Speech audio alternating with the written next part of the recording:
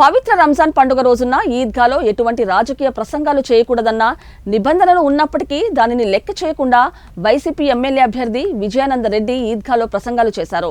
ముస్లింల మనోభావాలు దెబ్బతినే విధంగా మాట్లాడడం సరికాదని నగర మైనార్టీ నాయకులు ఆవేదన వ్యక్తం చేశారు.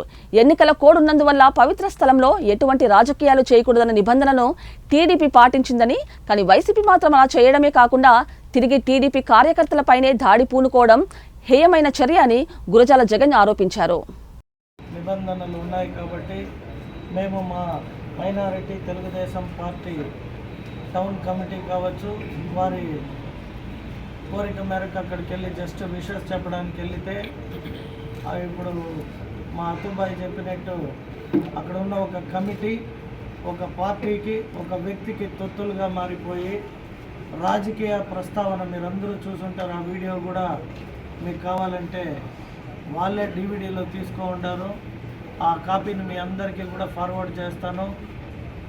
ఎప్పుడైనా కూడా రంజాన్ అంటే మీనింగ్ ఏమంటే పవిత్రమైన వారి గ్రంథాన్ని ఆ రోజు ఆవిష్కరించబడినది.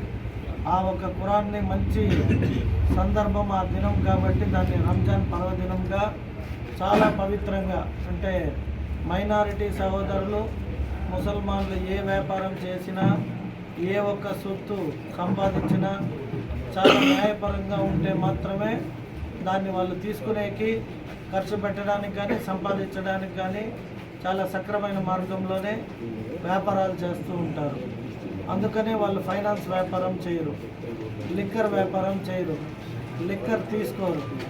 ఇటువంటి కొన్ని మంచి పద్ధతులతో పోయే మైనారిటీ సహోదరుల్ని ఇక్కడ చిత్తూరు నియోజకవర్గానికి సంబంధించిన వైఎస్ఆర్ పార్టీ నాయకులు కావచ్చు, అలాగే ఇక్కడ ఉన్న వైఎస్ఆర్ అభ్యర్థి కావచ్చు, రాజకీయ ప్రస్తావన రాజకీయంగా నేను అది చేశా ఇది చేశా, గత 3 సంవత్సరాలుగా తోఫా ఇచ్చాను, బిర్యానీలు పెట్టాను అంటే మైనారిటీ సహోదరులు బిర్యానీ తినడానికి లేదనుకున్నాడో ఎట్లా? మేము అడుగుతున్నాము. 2014 కాదు, తెలుగుదేశం ప్రభుత్వం మైనారిటీలకి ఏదైనా రాజకీయ భవిష్యత్తు కానీ రాజకీయంగా ఉన్నత స్థానం కల్పించింది అంటే అది తెలుగుదేశం పార్టీ అధికారంలోకి వచ్చినాక 1983 నుండే మైనారిటీలకు అత్యంత విలువైన స్థానం కలిగింది. అది శాసనసభలో కావచ్చు, శాసన మండలిలో కావచ్చు, ఎంపీగా కావచ్చు, రాజ్యసభ మెంబర్గా కావచ్చు, జెడ్పీ మెంబర్లుగా కావచ్చు, జెడ్పీ చైర్పర్సన్లుగా కావచ్చు. మీరు చూస్తే లాల్ జాన్ బాషా గారు తెలుగుదేశం పార్టీలో ఒక ఉన్నతమైన నాయకుడిగా గొప్ప పేరు తెచ్చుకున్న మహనీయుడు.